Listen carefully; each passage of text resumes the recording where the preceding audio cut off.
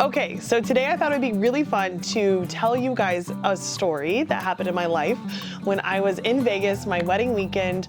And the reason I want to bring this up is because it's a really important concept that I've had to learn over the years about the fear of success versus the fear of failure.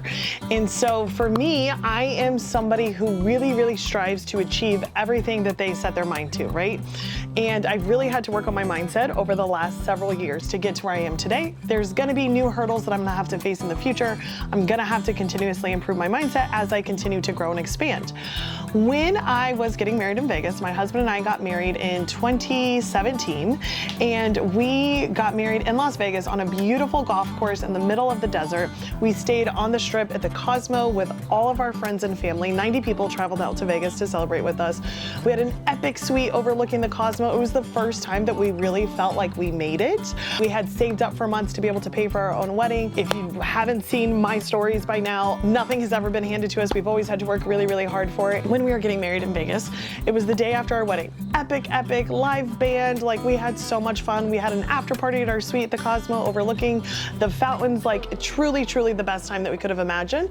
The next day, my husband Kyle and a few of his friends are playing craps, and Kyle's on a roll and he's winning. And so I do this thing where he's gambling and I go and take like the $100 chips and I start putting them in my purse, and he doesn't even realize that they're missing.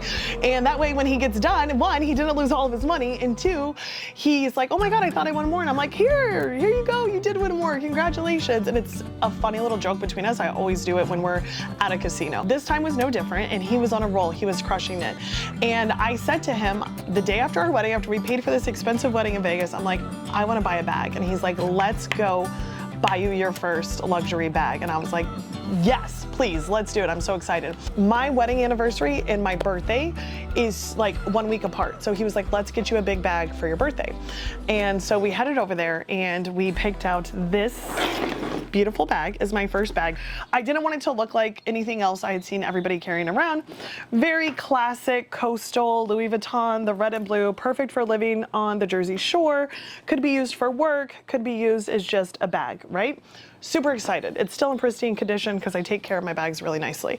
And I have always been known to reward myself when I crush a new goal in business, whether it's expanding, adding a team member, hitting a new record in revenue, amount of clients served, whatever it is.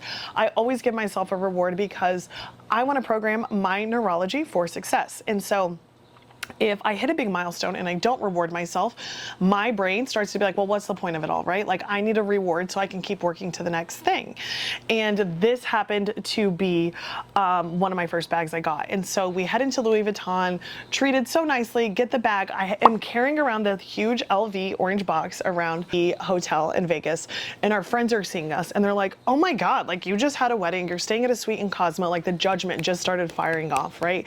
It was like left and right. And I defaulted and I was like, oh no, we just got this because Kyle won a lot of money playing craps. Like, I immediately had shame that I had spent that much money on a bag because of all the judgment I was receiving. Doesn't matter that it was our wedding weekend, it was one of the most beautiful weekends of our life. I automatically started feeling really bad about buying it. I had buyer's remorse. I was like, Kyle, maybe we should just return it. He's like, what are you talking about? Absolutely not.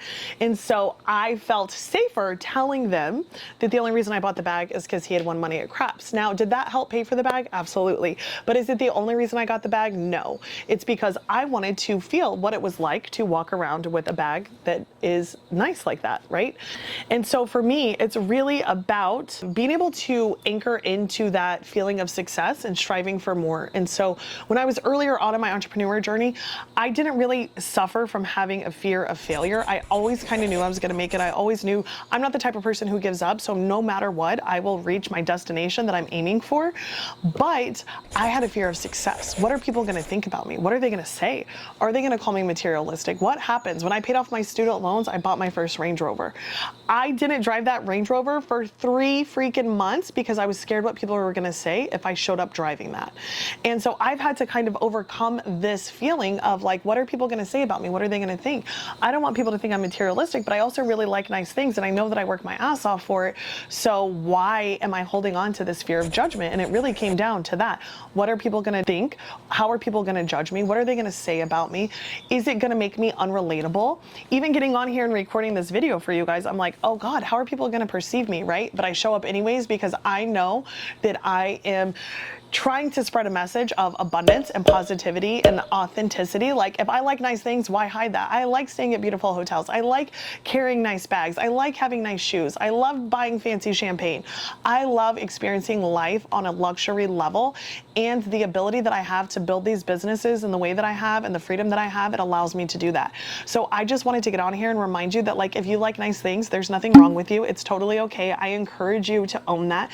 And maybe for some of you listening to this, your nice things are like fancy supplements, a beautiful day spa where you get to tap into holistic things, a really fancy holistic provider, whatever it is, something that is luxury that not the norm can actually afford. It's okay. I encourage you to do that. And just remember that when you're working towards a goal, the more you can anchor in that feeling of success by rewarding yourself, the easier it's going to be to attain the next thing.